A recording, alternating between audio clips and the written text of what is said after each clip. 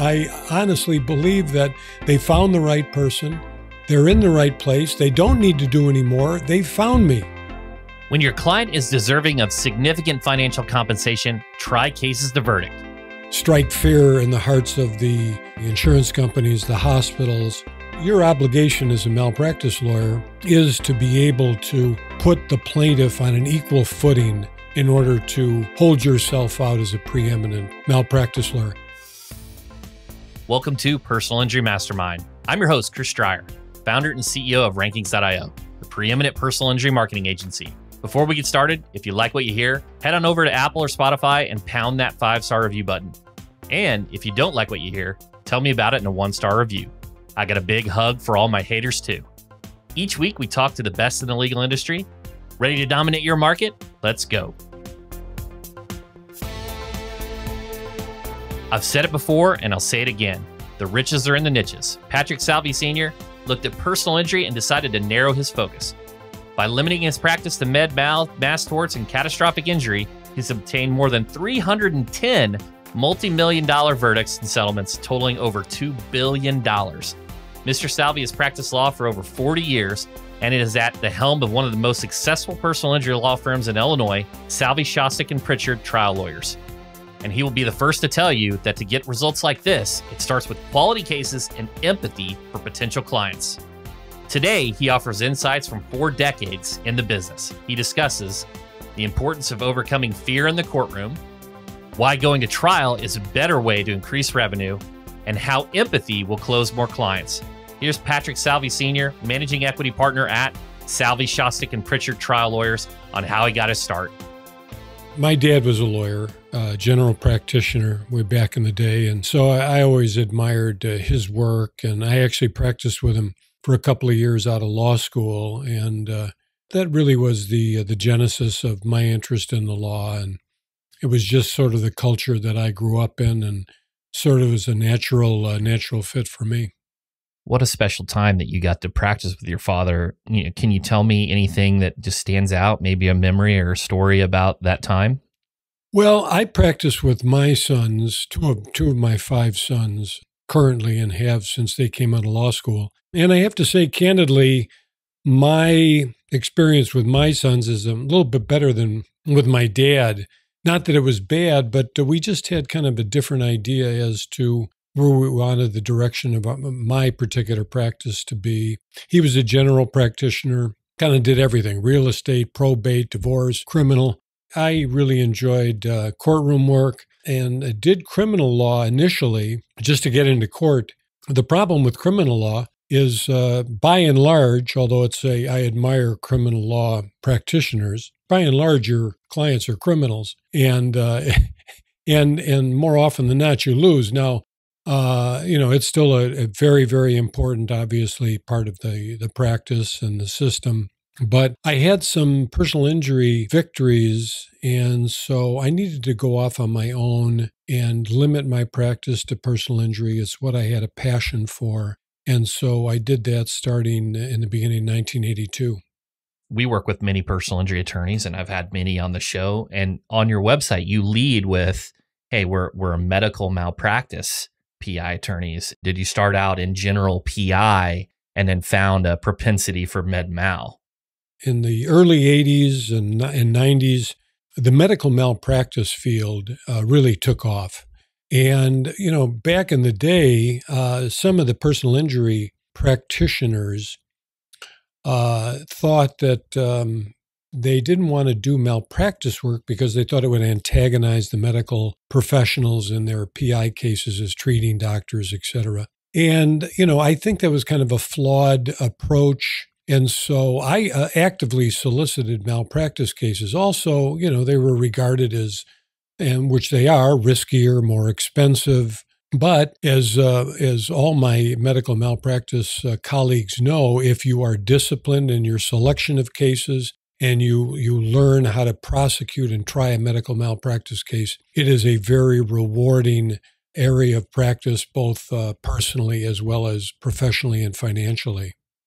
I'd have to say most people avoid it for that reason. The expert witnesses and all the costs accrued in building up this case. And have you found that these cases impact your cash flow and those being real issues? And how have you approached just this area of the law itself in maybe just a look behind the curtain and maybe how you're selecting cases and how you're generating, dealing with the cash flow and things like that? Because you're right. It's not like a pre-lit car accident, rear end collision. You get to settle and the cash flow comes in a little bit quicker from that velocity standpoint. Yeah, I mean, as a medical malpractice practitioner, number one, it evolves over time. Number one, you have to become a very skilled medical malpractice lawyer. It is a special skill that you kind of develop over time. You have a certain God-given talent. It's a lot of hard work, a lot of preparation, and then you learn the tricks of the trade through trial and error. And as I said, both myself and the lawyers that I've hired over the years who are excellent malpractice lawyers, learn that you have to, as I've said, you have to be very, very disciplined with regards to the cases that you accept. Malpractice, even the best cases can be fraught with, the risk of losing, as opposed to a PI case where a FedEx truck runs through a red light and creams the plaintiff. You're not going to lose that case, just a question of how much. In a malpractice case, as the practitioners will tell you, even the best of cases generally can be defended vigorously on both, and it might be liability and causation, or just causation if it's, just a real slam dunk, which is very much the exception than the rule. And then if you know what you're doing, first of all, you have to have access to good cases, which is hard. It's a very competitive field.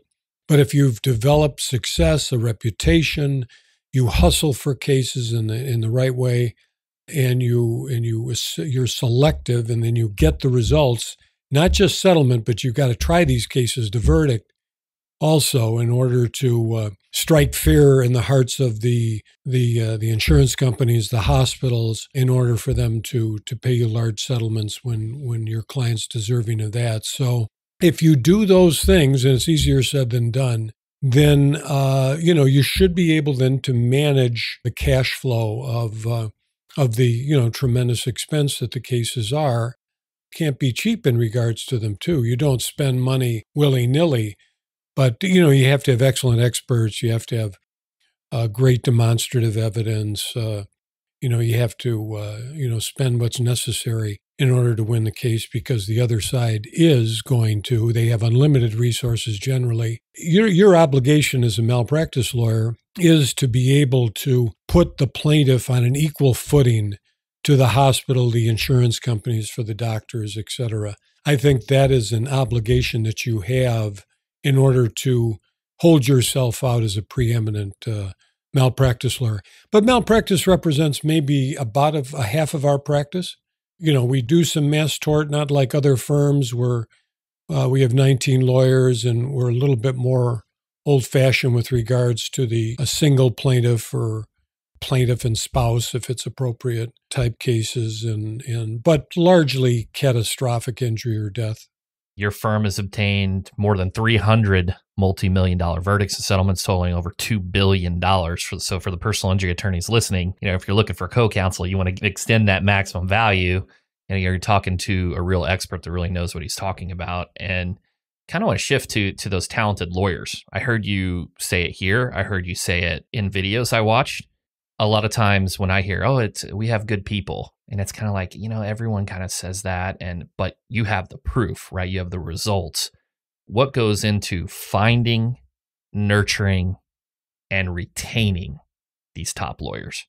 When I started out by myself, and then, back then it was kind of a big deal to hire an associate or two, and it was a big commitment at the time, financially and so forth. And, like anything else over the years, I've gotten better and better with regards to, hiring great lawyers and great non-lawyers in terms of staff. But you need to do your homework. I mean, you really need to do your due diligence. You talk to your colleagues, what's their reputation?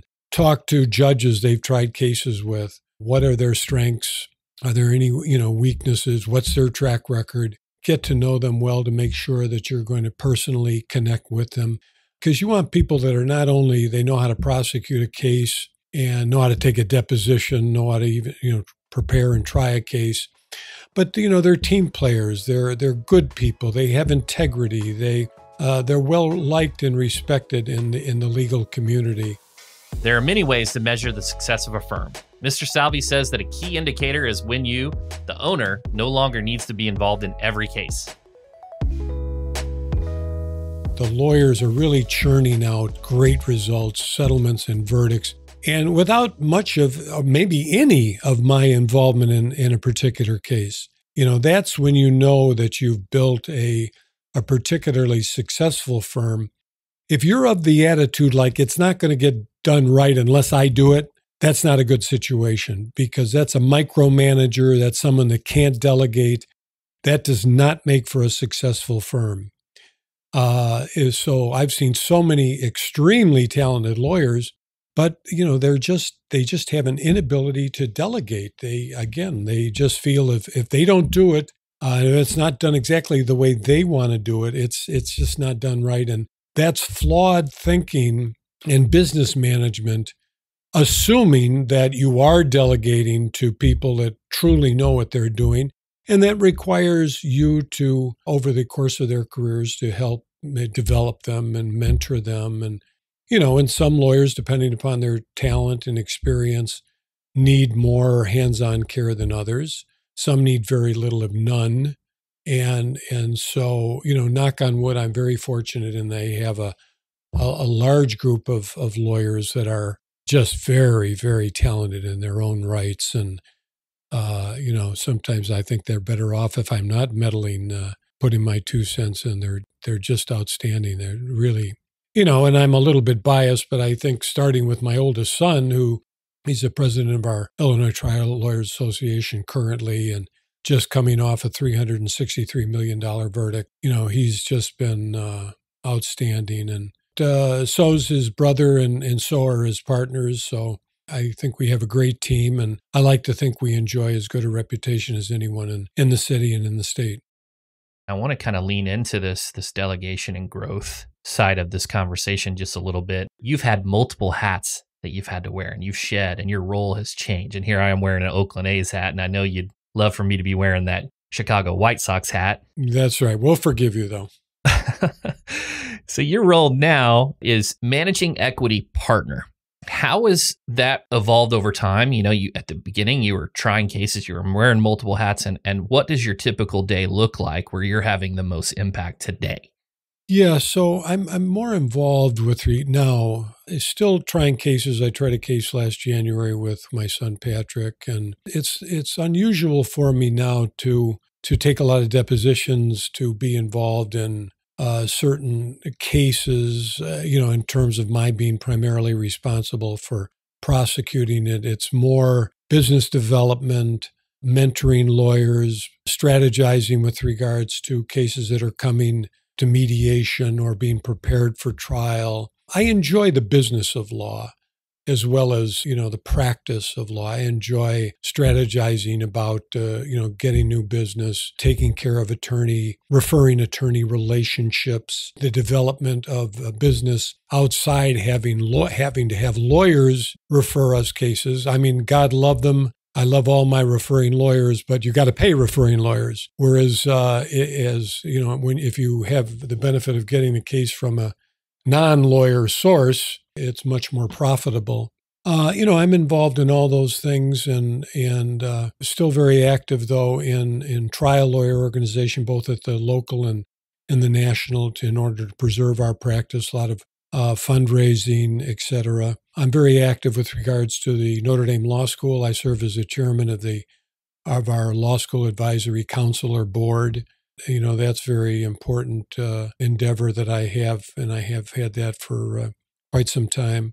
I don't have quite the time to devote to, a certain 10 cases or 15 cases like I did not too long ago. I might step in on a trial now, but it will be with sort of a limited function. You know, I might handle certain aspect of the damages. I might do some of the voir dire, may or may not do opening statement, may close or just give closing on damages, things of that nature. So my approach to the preparation of a trial, when I was pretty much handling the overwhelming majority of the responsibilities, as you know, as good trial lawyers know, it requires an obsession and a level of preparation like no other. Yeah, I mean, you have to be by far and away, in my opinion, the most prepared person in the courtroom. And in order to do that, you must, you know, live, breathe, and eat that case in an obsessive way for however many weeks or months, depending on the complexity of the case, that are necessary. And then I think one of the most important aspects of a great trial lawyer is not only God-given talents, dogged preparation, then you must ultimately trust your talents and have a significant amount of fearlessness in order to try a case. Too many great lawyers, you know, they're very talented, they prepare very well, but, you know, they're just too fearful that, you know, everything's not going to go perfectly. They begin to catastrophize and they end up settling a case they should try. And they don't trust their talents that, you know, you can't predict everything. A trial is so much, so much of human factors, you know, come into it because, you know, the witnesses are human and the jurors, the judge, you can't predict everything, but you have to trust your talents and trust the fact that you're going to be able to deliver.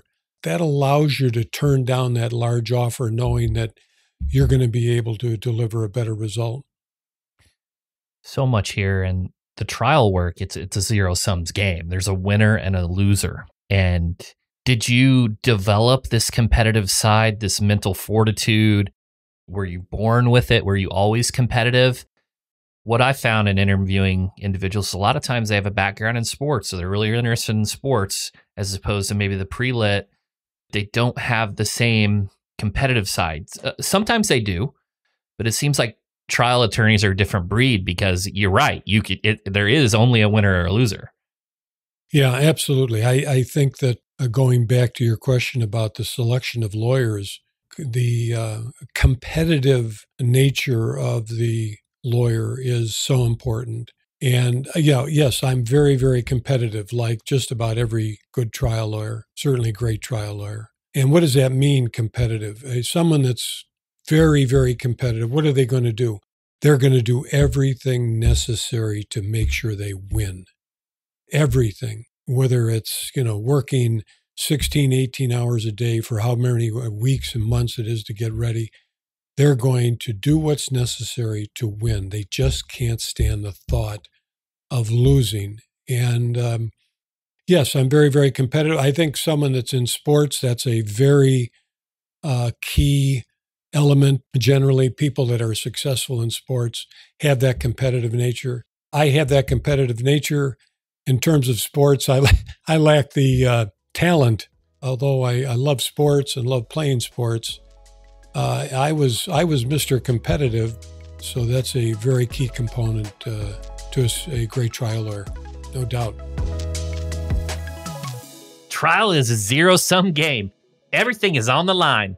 Before you can win in trial, you got to win clients. To get them signed up, Mr. Salvi shares his wisdom on business development. Number one, you can spend a lot of money in terms of advertising. And in Chicago and in Illinois, obviously we have TV advertising, billboard advertising, things of that nature. By and large, not entirely, but Chicago is, in terms of the top PI firms, kind of our old school. You won't see, I think, any of us doing TV commercials. And I think social media has to be fully, there has to be, a day in, day out involvement in terms of professional, whether that's an achievement, whether it's one of your lawyers giving a seminar or being on a podcast, winning an award of the local bar association. You must be constantly promoting your lawyers in your law firm. And if it's done on all mediums, professionally, eventually that's going to pay dividends. You do have to have, in my opinion, ultimately the results, because, we lawyers, we know who the best lawyers really are, right? If your relative or your dear friend is, God forbid, seriously injured or killed, and you really need to refer them to somebody that you have the highest degree of confidence in, we lawyers know who the really good lawyers are, and that's the reputation you want to develop. And so, we encourage our lawyers take every opportunity to write, to provide seminars, to get out there, speak. And if they achieve anything in the way of settlements, verdicts, awards, or any sort of similar professional accomplishment, the word has to go out in a professional way into the lay and the legal community at every opportunity. We have in-house public relations people, and that's all they do. And so in this case, for example, Marcy will arrange for interact with you, or set this podcast up, and then do what's necessary to kind of get me prepared and all set and ready to go with it. And then on to the, while she's working on, 15 other, things. Because if you have a lot of good cases, it's a very rewarding profession and practice, personally, professionally, and financially. And so as a result, it is very, very competitive. And it's just not a lot of people, in my opinion. I mean, my competitors are very, very talented lawyers and law firms, I have to say. And so you've got to be on your A game 24/7. I think from the business standpoint, one thing my lawyers initially joke about until they realize the importance of it, if we get an inquiry, they'll tell you, Mr. Salvi, the first thing he's going to ask you, what's he going to ask you? Is he going to say, well, tell me about the case? What are the strengths and weaknesses? Tell me about the plaintiff. Where's the venue? How much coverage is there? All of those are going to come. But the first thing Mr. Salvi is going to ask is, did you sign up the case? What are you doing to sign up the case? Always following all the rules of ethics, etc. In my business, it's very, very common, almost on a daily basis, where we are competing, usually against pretty much the same 3 to 5 law firms for cases. We don't dilly-dally with regards to calling people back, setting up meetings, doing what's necessary in a professional fashion to persuade the client. We would never say or do anything that disparaged in any way, shape, or form our competition. In fact, I will almost always say, well, you're talking to law firm A, B, and C. They're all excellent, I have to say. This is what I think distinguishes us from them, and it means no disrespect to them. And then just, making it easy for them, and so that they think, okay, I'm very, very comfortable with Mr. Salvi and his firm. I think I'm in the right place. I'm gonna go with them. And, then as I tell my lawyers, we have to deliver on the promise. We didn't make these promises just to get the case signed up and then coast into victory. The top plaintiffs' trial firms have an obligation to produce extraordinary results than could be produced by even the reasonably well-qualified plaintiff's personal injury lawyer or law firm. We should be able to produce a result that might be 50%, 100%, 3 times, 5 times or more than, might be produced by, a reasonably competent plaintiff's lawyer or law firm. And, too often, that happens where the lawyers, especially with certain complex, extremely serious cases, they keep them and they settle them for significantly less than if we had had our hands on it. Not always. We can't guarantee that every time. It depends on the circumstances. But, those cases that are out there that, are we going to require the know-how to prosecute them and then strike fear in the hearts of the insurance companies? Because they know who the best lawyers are. They know the ones that are fearless. They know the ones that can whack them badly if they don't pay the amount that's demanded. One of the things I really like is the in-house PR team, because it highlights your social proof to be the choice for referrals, and it gives you a unique selling proposition that you can highlight, your big results, your awards, accomplishments. But the other thing it does is it powers that flywheel for digital marketing. I'm an SEO guy, and when I hear an in-house PR team, I'm just kind of like, oh, that's nice. Get those backlinks and help your content rank better. So it has kind of that flywheel effect. The other thing, if you're looking at like a pre-lit firm versus a trial firm, a lot of times these pre-lit firms will put their case results on their website.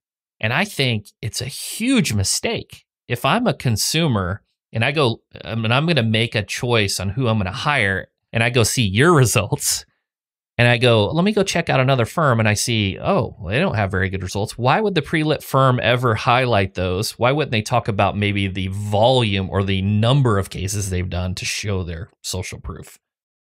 We have to remember that a lot of the victims of negligent conduct, or the consumers out there that are looking, they don't possess the level of sophistication, and not even a fraction of, someone like you or I. We can really dig into the details and do a search and truly find a lawyer or law firm that, really has a track record that makes us comfortable that they're the firm that to handle a particular case. Potential plaintiffs, they don't understand, those differences. I think that's in large measure what happens there, because I've had very huge cases that resulted from a referral from a law firm, and all they do is television advertising. They don't try cases, they don't do depositions, they just broker cases, and we have a fairly liberal referral fee rules here in Illinois. So long as you remain responsible for the case, the referral fee is not dependent on how much time you put in and so forth. So as a result, that's a cottage industry in and of itself. Getting the case oftentimes is half the battle, but you're surprised that someone that has brain damaged twins as a result of poor management of pregnancy, labor, and delivery calls somebody because they do an advertisement on TV that, are your children, do they have cerebral palsy? And if so, call 1-800 this number. Would we pick somebody to handle a case of that nature based on a TV ad? You and I would not. Or if we had a medical problem of the kind of equivalent complexity and seriousness, we would carefully do our due diligence on who the best doctor is, the best surgeon, the best practitioner, whatever the case may be. So, I just think that's a reality of the business, and I'm not on the bandwagon saying this has got to change.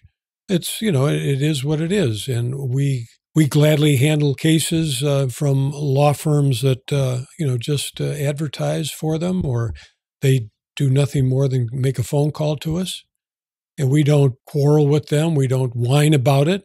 No, we're in a position now where we're not held. If someone wants half of the fee on a very complex case, that potentially is pretty good, but it's going to be thousands of hours of work and hundreds of thousands of dollars in expenses. I don't need that kind of business, even though ultimately it may be a $10 million or $15 million case. It's not going to make economic sense for us. So we'll let somebody else do that and not look back at all. So let's say I'm a potential prospective client. I've got a very serious injury. It's a case that your firm does. And I come to you and I say, hey, I'm just not sure, which PI firm I should use. Why should I use you? Yeah, I think, when I am interviewing a potential client in a situation where I know, usually they're just very upfront and tell me that, they're speaking with other firms. Number one, I spend the time that's necessary to, kind of get to know them and show empathy, sincere empathy to their situation. I truly and sincerely say to them, I'm so sorry to meet you under these circumstances. They've lost a loved one, or they've suffered a terrible injury, or a loved one has, a spouse or a child. And then what I try to do is to, in a sincere fashion, persuade them that they've come to the right place. Number one, I tell them, and I mean it when I say, I'm not a high-pressure salesperson. The other firms that you've talked to are excellent. But I have to say, we probably have the largest verdicts and settlements in the city and in the state, and we're very experienced with regards to the particular situation that you're in. Although it's going to take a lot of work and know-how, it's not a particularly complex case. You've come to the right place. Now, I'm biased, but I don't think there's anyone that is going to do a better job than myself and my law firm. And we're ready to get to work on the case right now. Right now. Now, I mean what I say. I'm not trying to bamboozle them. I honestly believe that they found the right person. They're in the right place. They don't need to do any more. They've found me. Thanks so much to Patrick Salvi Sr. for offering his time-tested insights and wisdom today. There's so much here, so let's get to the pinpoints. Pinpoint number 1. Be prepared and trust your talents. It's easy to fall into the trap of perfectionism and get stuck in the fear of making a mistake, especially in court. Eat, sleep, and breathe a case before trial. Obsessive preparation can help you enter the courtroom with courage. You can't predict everything at trial, but you have to trust your talents and trust the fact that you're going to be able to deliver. I think one of the most important aspects of a great trial lawyer is not only God-given talents, dogged preparation, but then you must ultimately have a significant amount of fearlessness in order to try a case. Pinpoint number 2, go the extra mile. You got to be on your game 24/7 in niche markets like personal injury and med mal. Chase the leads that you already have and increase your touch points, but remember to make it about them. Did you sign up the case? Always following all the rules of ethics, etc. In my business, it's very, very common, almost on a daily basis, where we are competing, usually against pretty much the same 3 to 5 law firms for cases. We don't dilly-dally with regards to calling people back, setting up meetings, doing what's necessary in a professional fashion to persuade the client. Then, as I tell my lawyers, we have to deliver on the promise. We didn't make these promises just to get the case signed up and then coast into victory. And to round it all out, pinpoint number 3, close a client through connection. Genuine empathy reassures potential clients that they are in great hands. It tells them that your firm understands what they are experiencing. Here is how Mr. Salvi does it. I spend the time that's necessary to get to know them, show sincere empathy to their situation. What I try to do is to, in a sincere fashion, persuade them that they've come to the right place. You've come to the right place.